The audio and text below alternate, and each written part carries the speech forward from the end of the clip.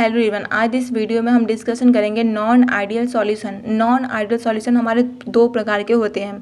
कौन कौन सा होता है? पहला पॉजिटिव डिवीजन, दूसरा होता है नेगेटिव डिवीजन। तो इस वीडियो में हम लोग पॉजिटिव डिवीजन को डिस्कशन करेंगे, नेक्स्ट वीडियो में हम लोग नेगेटिव डिवीजन के पार्ट को डिस्कशन करेंगे।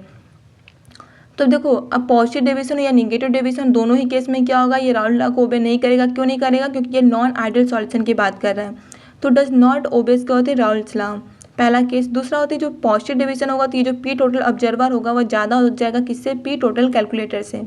मतलब जो ऑब्जर्व करने वाले लोग होंगे वो ज़्यादा होंगे कैलकुलेट करने वाले लोगों से पॉजिटिव डिवीजन में।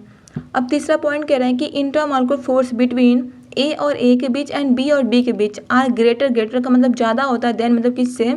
ए माइनस बी से। मतलब ए और क्या होती है जो बी के बीच बॉन्ड होता है उससे क्या होता है हमारा ए और ए के बीच, बी और बी के बीच ज़्यादा होता है।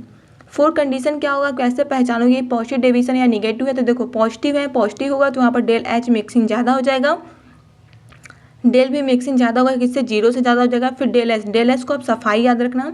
सफाई जिस स्थान पर हम रहते हैं, हम चाहते हैं वहाँ पर सफाई ज़्यादा होती है, क्या होगा? ऐसे ही ज़्यादा होगा। तो ये कंडीशन सबको याद रहेगा। डेल जी से याद रखो गंदगी, जहाँ हम रहते हैं हम सोचते हैं वहाँ पर गंदगी बहुत कम हो, तो मतलब क्या होगा? वो कम हो जाएगा किससे? जीरो से, मतलब कम हो जाएगा। तो ये तीनों केस बनेगा। फिर यहाँ पर होती है सब में कॉमन है, ये दोनों केस क्या होती है? चाहे पॉजिटिव डिवीजन हो, चाहे नेगेटिव डिवीजन हो, चाहे आइडियल सॉल्यूशन हो, ये तीनों में क्या होती है? कॉमन है। ये दोनों में ये चेंजिंग होता है। तो आप इसको दोनों को याद कर लो और ये दोनों क्या होती है आप लर्न कर लेना।